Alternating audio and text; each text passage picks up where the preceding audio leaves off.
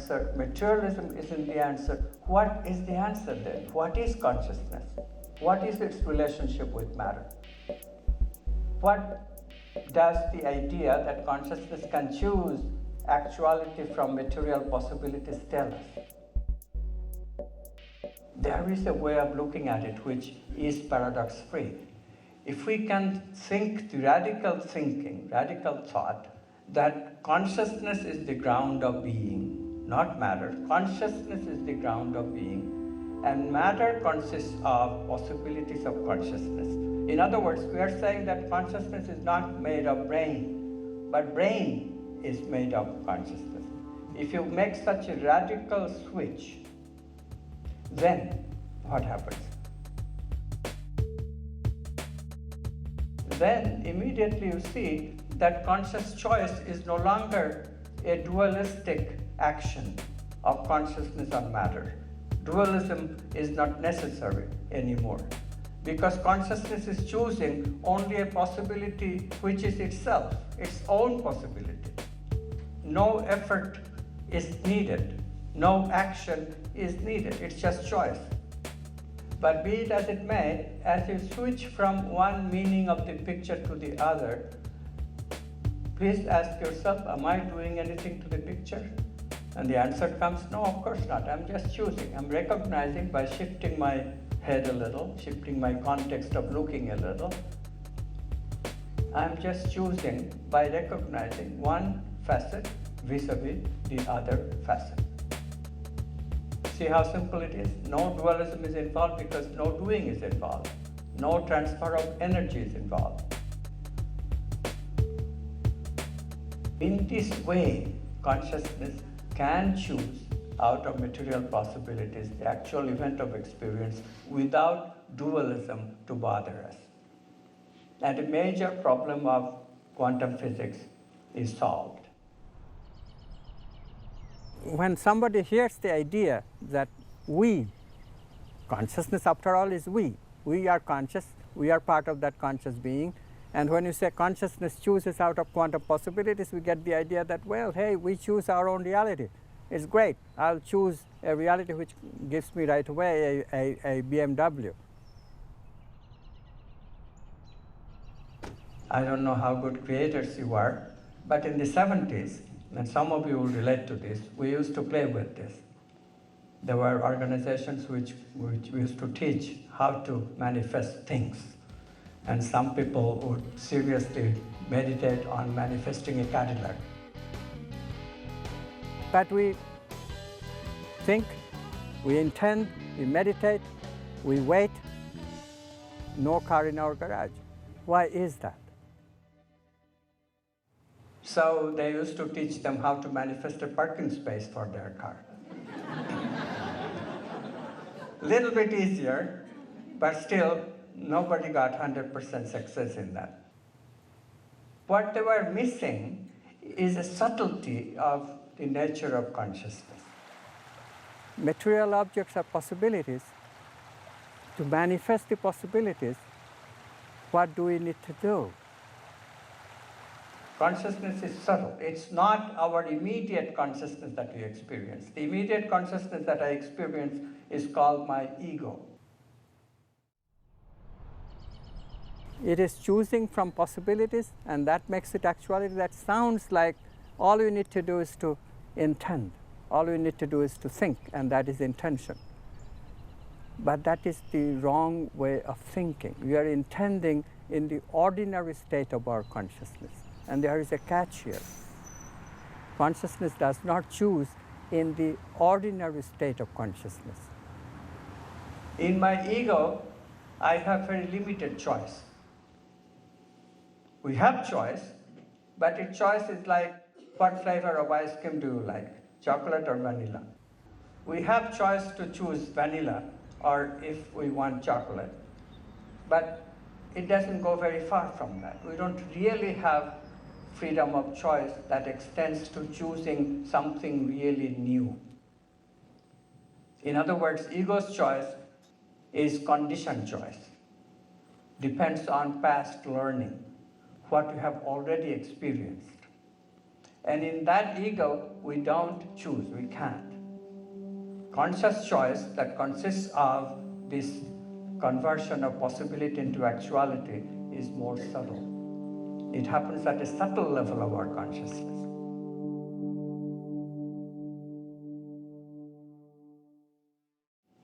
My favorite example of it is that a traffic light with two different possibilities, red and green.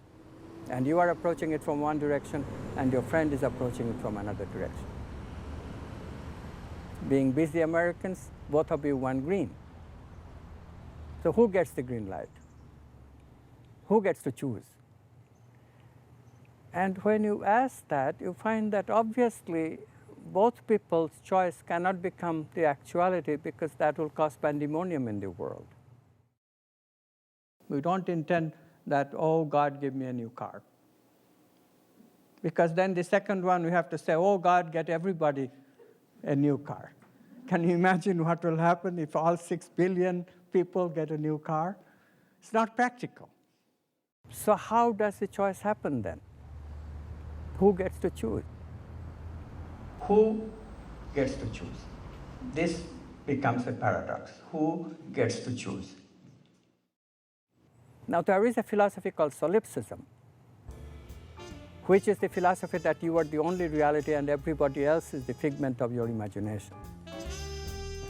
Let me illustrate it by telling you the story of the Hollywood woman who meets a friend on Sunset Boulevard and becomes very excited, says, let's catch up with each other's news.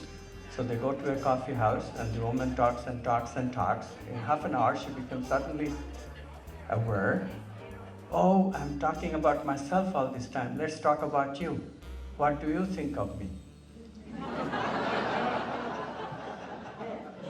Only this person's consciousness is valid. Everybody else is figment of her imagination.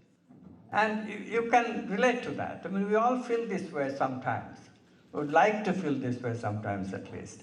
But the problem is that it's not a solution of the paradox, because everybody feels that way.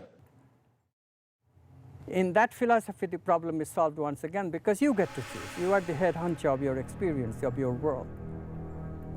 Unfortunately, everybody thinks that way. Your friend also thinks that way. So the problem of who gets to choose just gets shifted. Who gets to be the head honcho? Is there any other way to solve the paradox? It turns out that there is. Now, you know, mystics talk about consciousness in this way sometimes, because they say that, well, it is consciousness that creates reality. God that creates reality. The name God is often invoked to denote consciousness in its creative aspect. The solution that quantum physics reached, solution that frees us from paradoxes, is very similar to what the mystics say, because we are coming to the conclusion that choice happens from non-local consciousness. So it is this non-local consciousness, we can call it quantum consciousness if you will, that is the equivalent of what mystics call God.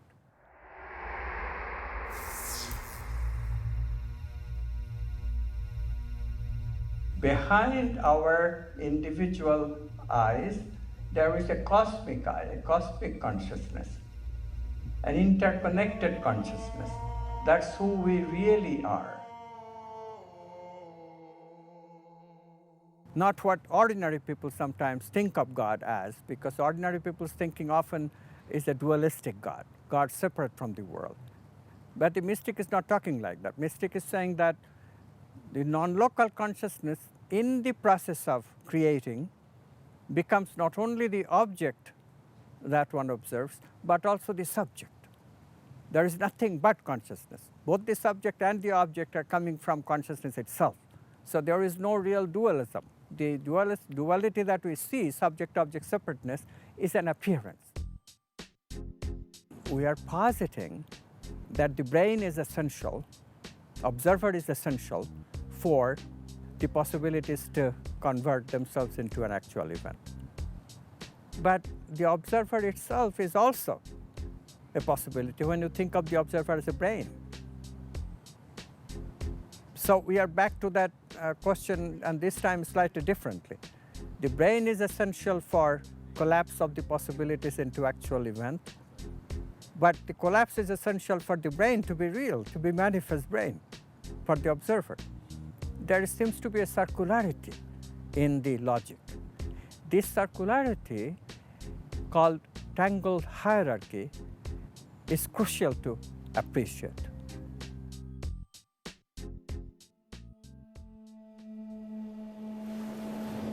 There is another way of thinking of this whole thing that we are missing. And quantum physics is forcing us down that road. It's forcing us to recognize that we don't choose in our individuality that we call the ego. Instead, there is a unity behind us. We are all connected in some place where there is this cosmic consciousness engulfing everything.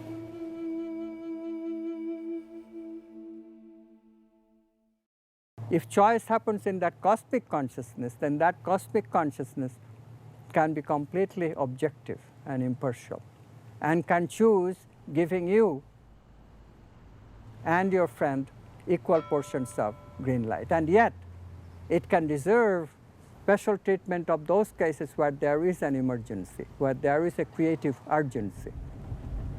For example, you are taking your sick friend to the hospital.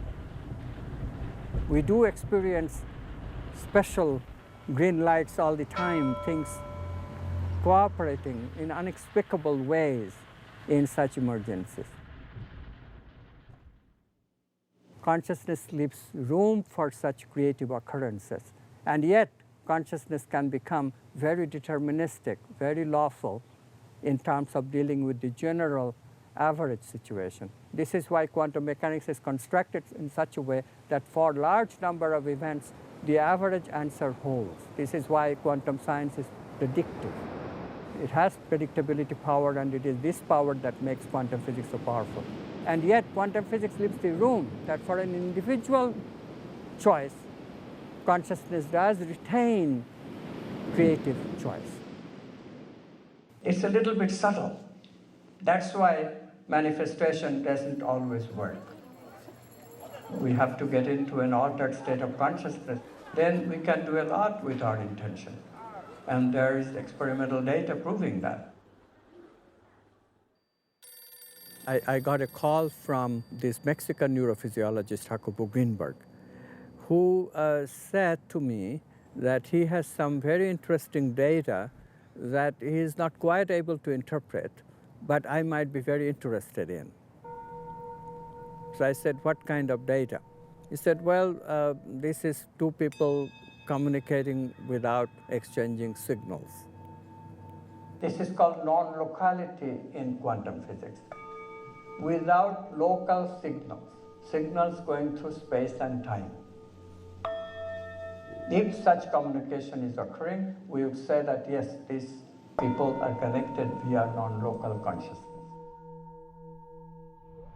I said yes, I would be very much interested. In fact, that's one of the predictions of the solution of quantum measurement theory that I have. And he said, I know. And so he invited me to come and check out his laboratory, check out his experimental setup. So I went to University of Mexico in Mexico City. I saw that indeed how the experiment was conducted, which was that two people meditate together for 20 minutes with the intention that they will have a non-local communication. Now, this interconnection to consciousness extends outside of space and time. It does not require a signal to communicate. That's the beauty of it. So two people meditate together for 20 minutes with the intention that they communicate non-locally, directly, without exchange of any signals. After the 20 minutes, they're separated, put in individual Faraday chambers. These are electromagnetically impervious chambers. They still maintain that meditative state of intention. Now their brains are connected to individual EEG machines, electroencephalogram. One subject, and only one subject, is shown a series of light flashes. This obviously produces electromagnetic activity in the brain, and this electrical activity is recorded in the brain waves in the EEG connected to the brain. From that, a potential can be extracted, which is called evoked potential evoked by the light flashes. The other subject in the meantime is just meditating. There is no light flash for him or her. But the EEG machine connected to the brain of the second observer, who doesn't see any light flashes, nevertheless depict a transferred potential very similar in both phase and strength to the evoked potential that the first observer's EEG gives us. How does electrical activity transfer from one brain to another without any electromagnetic connection, without any signal? The answer is quantum non-locality.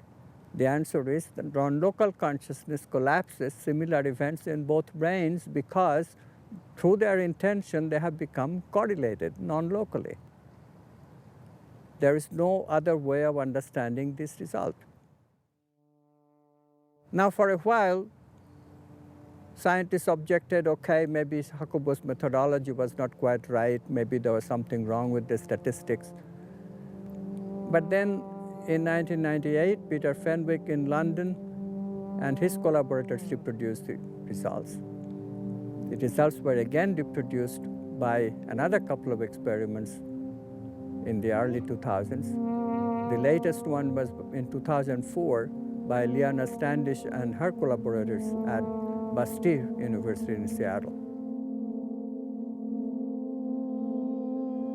Brains can communicate non-locally, proving that consciousness is indeed non-local. It's cosmic. Consciousness that chooses from quantum possibilities making an actual event, consciousness that creates this universe of manifestation is indeed non-local consciousness.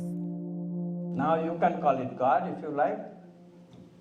You don't have to. It's objective. It's objective and it's scientific.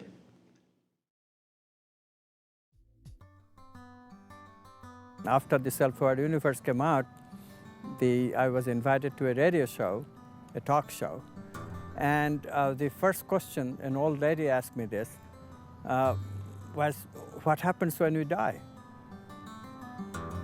And I didn't know.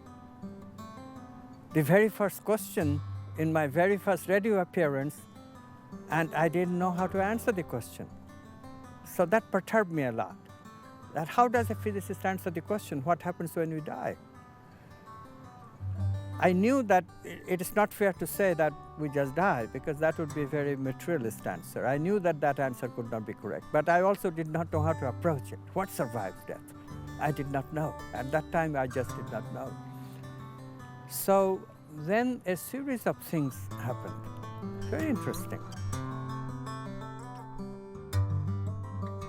During the year, a theosophist, an elderly gentleman, started coming to my office. Initially, he was concentrating on what I had to say about quantum physics, but very soon, his real intention became clear. He was trying to preach theosophy to me. And one of the basic aspects of theosophy is this question, that we don't completely die when we die. A part of us survives, and we then reincarnate. And this part is what commonly called soul. Of course, everybody knows that. I also knew that. But can that be scientific? How does one formulate a science of the soul, a physics of the soul?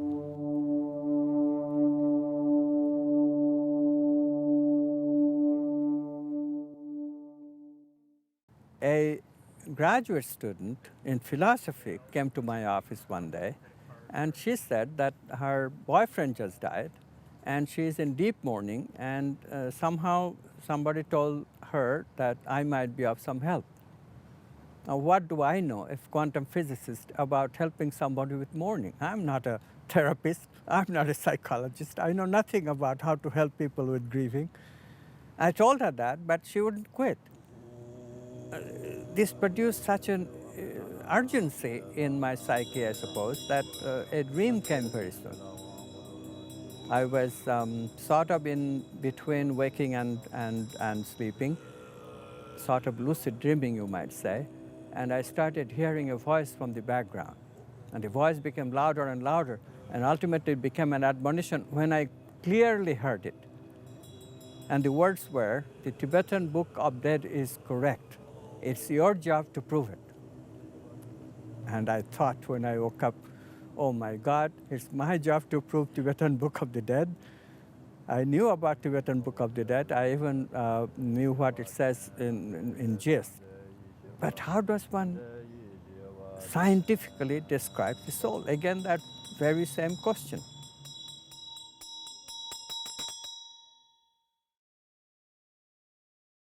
This woman who was grieving for her boyfriend, she asked a question, and I don't really even remember what the question was.